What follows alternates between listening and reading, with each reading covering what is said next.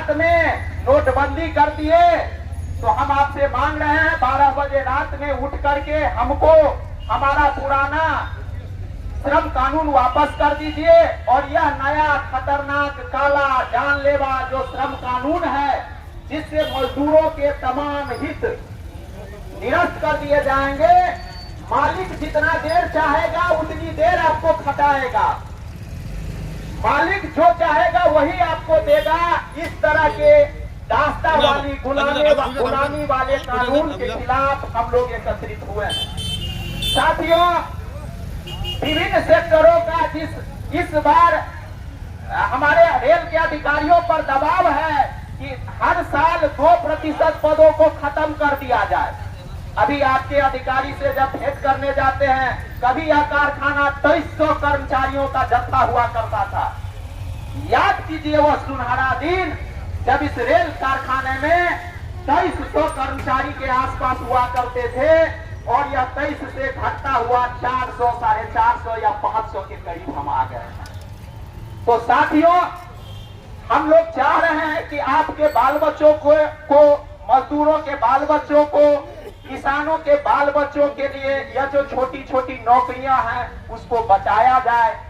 इसके लिए इस सेंट्रल रेलवे एम्प्लॉइज यूनियन निजीकरण के खिलाफ आवाज बुलंद करने आप लोगों के बीच आई है।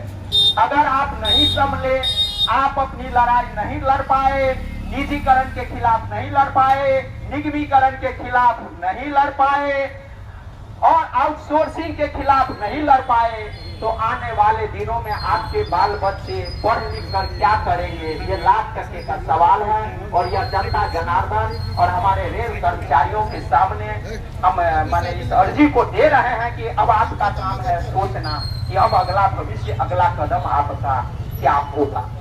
इन्हीं सब बातों के संग आज आप निजीकरण के दौर में, इस निजीकरण के दौर में कभी यहाँ प्रतिदिन दर्जनों बैगन बना करते थे, आज उन बैगन को प्राइवेट घरानों के हाथ सौंप दिया गया है, प्राइवेट कर्मचारियों को रखा गया है।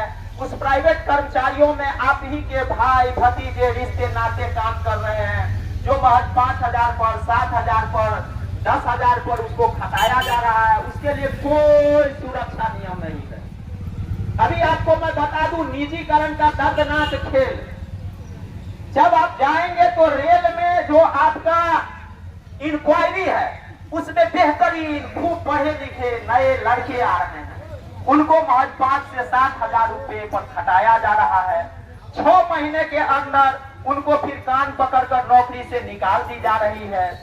जब वो लड़का जब नौकरी पर आता है तो कई माँ बाप सोचते हैं कि रेल में काम कर रहा है लड़का, और जब वह 2 महीना काम करता है, 2 महीने तक वह बुलेट से घर से आता है, माँ बाप उनको नई माने बाइक खरीद कर देते हैं।